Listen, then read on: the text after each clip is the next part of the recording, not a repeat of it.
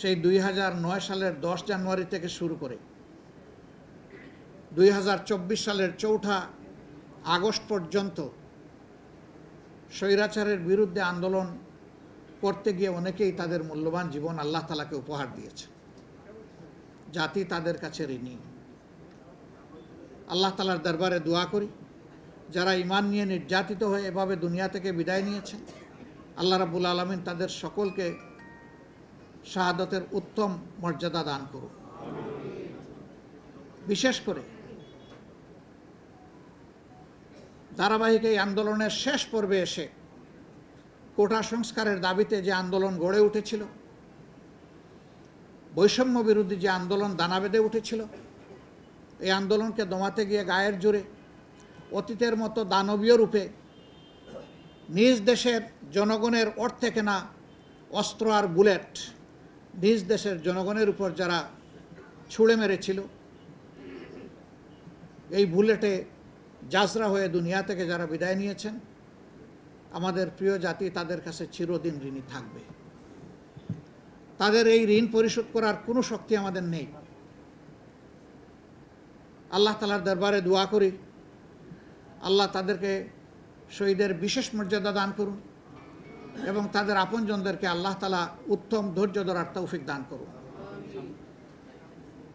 এই হাজারো শহীদের পাশাপাশি লাখো লাখো তরুণ ছাত্র জনতা, আপামর মানুষ, 1.5 মাসের শিশু থেকে 90 বছরের বৃদ্ধ পর্যন্ত রাস্তায় নেমে যারা স্বৈরাচারের বিরুদ্ধে লড়াই করেছেন, আমি তাদের প্রতি গভীর কৃতজ্ঞতা জ্ঞাপন করছি। তারাও আমাদের জাতীয় বীর। শহীদরা আমাদের জাতীয় বীর, তারাও আমাদের জাতীয় বীর। তাদের কারণেই আজকে আমাদের এই সমাবেশ সম্ভব হচ্ছে। যারাই শহীদ হয়েছেন তারাই আমার, তারাই আমাদের, তারাই গোটা জাতির। আমরা শহীদদেরকে কোনো দলীয় সম্পত্তি বানাতে চাই না। শহীদরা গোটা জাতির সম্পদ এবং তারা জাতীয় বীর। এই মর্যাদাই তাদেরকে দেখতে চাই। শহীদদেরকে টাকা দিয়ে মাপা যাবে না। শহীদদের প্রতি ফোঁটা রক্তের দাম অকল্পনীয়। এই রক্তই এই দেশের মাটিকে পরিচ্ছন্ন করে দিয়েছে। হ্যাঁ, তারপরেও যে পরিবারের একমাত্র সন্তান শহীদ হয়ে গেল, সেই পরিবারের প্রতি সরকার এবং সমাজকে মানবিক দায়িত্ব পালন করতে হবে।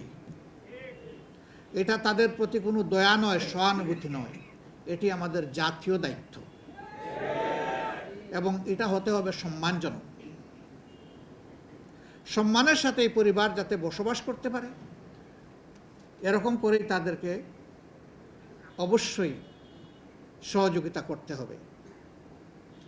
আমার কাছে উত্তম মনে হয় ওই রকম অনুগ্রহ আর দয়ার ভাব না দেখিয়ে প্রত্যেকটি পরিবার থেকে যারা কর্মক্ষম রয়েছেন তাদের যোগ্যতা মাফিক তাদেরকে সরকারি চাকরি হাতে তুলে দিতে হবে।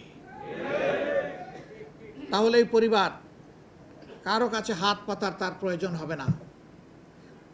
তারা সম্মানিত বোধ করবে এবং এটি রাষ্ট্রীয় দায়িত্ব। আজকে যারা উপদেষ্টা পরিষদে এসেছেন, এক ভাই বলেছে যারা বসেছেন, না তারা বসেনি, আমরা বসিয়ে দিয়েছি। গোটা জাতি তাদেরকে বসিয়ে দিয়েছে। কাউকে না কাউকে প্লেনের ককপিটে বসতে হবে প্যাসেঞ্জারকে ডেস্টিনেশনে নিয়ে যাওয়ার জন্যে, এবং যারা বসবেন তাদের নো হাউ থাকতে হবে। তারা জানবেন যে কী বিষয় নিয়ে তারা বসেছেন, কি তাদের দায়িত্ব। আমরা তাদের উপর আস্থা রাখার পক্ষে। আমরা দেখতে চাই তারা সফল হবেন।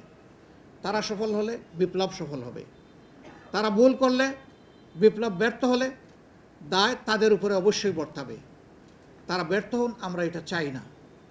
এই জন্য জনগণের পক্ষ থেকে আমরা তাদেরকে অর্থবহ সহযোগিতা করতে চাই। শুধু বলবো, বিপ্লবের সেন্টিমেন্টটা বুঝে আপনারা যেন চলেন। জনগণ এই বিপ্লবের যে চেতনা অন্তরে ধারণ করেছে, এটা যেন কখনো আপনারা ভুলে না যান।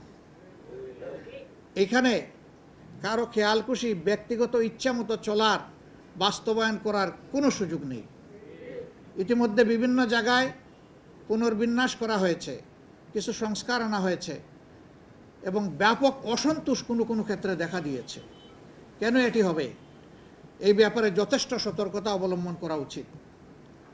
যারা সরাসরি জুলুমের সাথে জড়িত ছিল এবং স্বৈরাচারের দূষর হিসাবে যারা পাশে থেকে সহযোগিতা করেছে, তাদের কোনো নৈতিক অধিকার নেই রাষ্ট্রীয় কোনো গুরুত্বপূর্ণ জায়গায় থেকে এই জাতিকে সেবা করার।